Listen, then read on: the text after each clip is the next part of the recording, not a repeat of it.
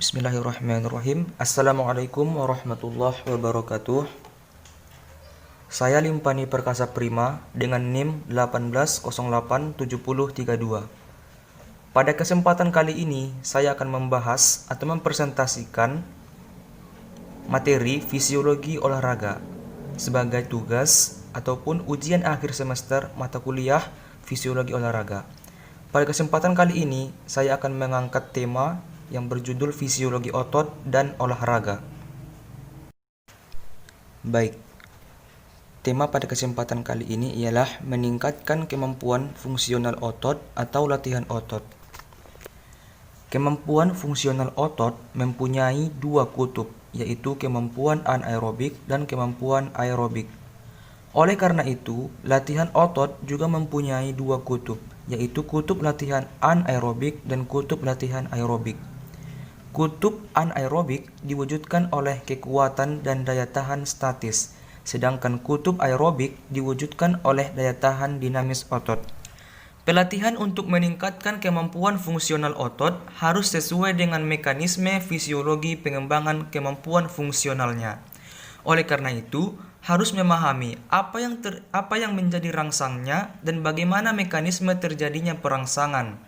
Rangsang untuk meningkatkan kemampuan anaerobik ialah kondisi anaerobik yang terjadi oleh karena adanya iskemia atau kekurangan darah di dalam otot. Iskemia terjadi oleh karena pembuluh-pembuluh darah di dalam otot terjepit ketika terjadi kontraksi isometrik. Sedangkan rangsang untuk meningkatkan kemampuan aerobik adalah kondisi aerobik di dalam otot. Kondisi aerobik terjadi oleh karena menjadi aktifnya sistem pompa otot oleh adanya kontraksi isotonis repetitif dari otot yang bersangkutan. Prinsip pelatihan otot. Prinsip pelatihan otot adalah repetisi maksimal yang terdiri dari dua kutub, yaitu anaerobik dan aerobik. Pelatihan anaerobik dengan konsepnya beban berat sehingga repetisinya menjadi di arah minimal. Kemudian pelatihan aerobik, beban ringan sehingga repetisinya menjadi di arah maksimal. Baik, selanjutnya kita masuk ke kontraksi otot. Ya, kontraksi otot hanya ada dua macam, yaitu kontraksi isometrik dan kontraksi non-isometrik. Kontraksi isometrik ialah menimbulkan ketegangan tanpa terjadinya perubahan pada panjangnya. Sedangkan kontraksi non-isometrik menimbulkan ketegangan disertai terjadinya perubahan panjangnya. Demikianlah, maka semua kontraksi otot yang tidak disertai perubahan panjang otot adalah kontraksi isometrik. Sedangkan semua kontraksi otot yang disertai dengan perubahan panjang otot adalah kontraksi non-isometrik atau yang selama ini kita kenal sebagai kontraksi isotonik.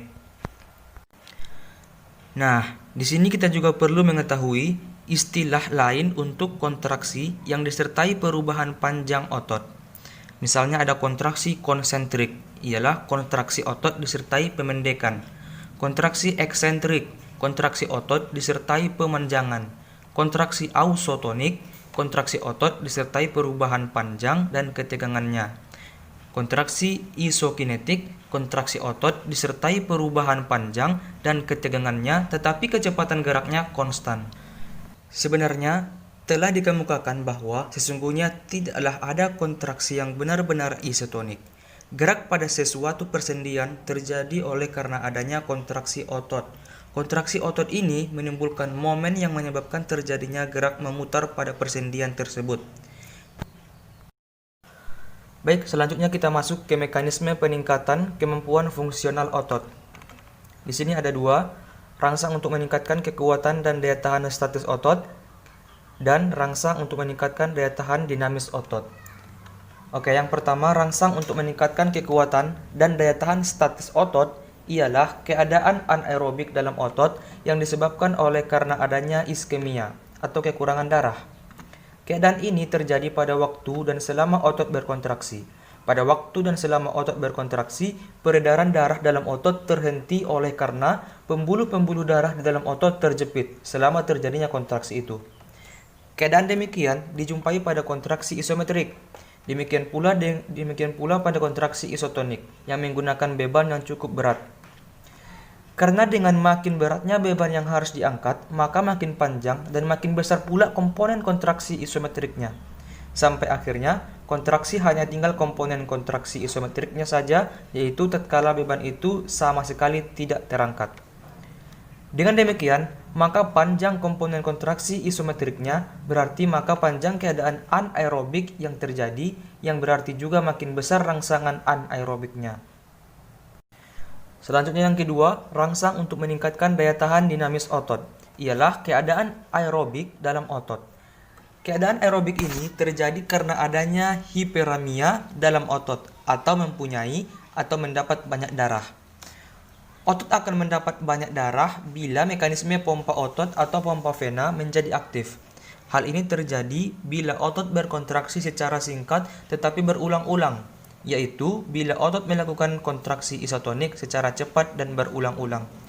Oleh karena kontraksi isotoniknya berlangsung cepat, maka dengan sendirinya komponen kontraksi isometriknya pun singkat saja, sehingga keadaan anaerobiknya pun hanya sekejap saja pada setiap kali terjadi kontraksi.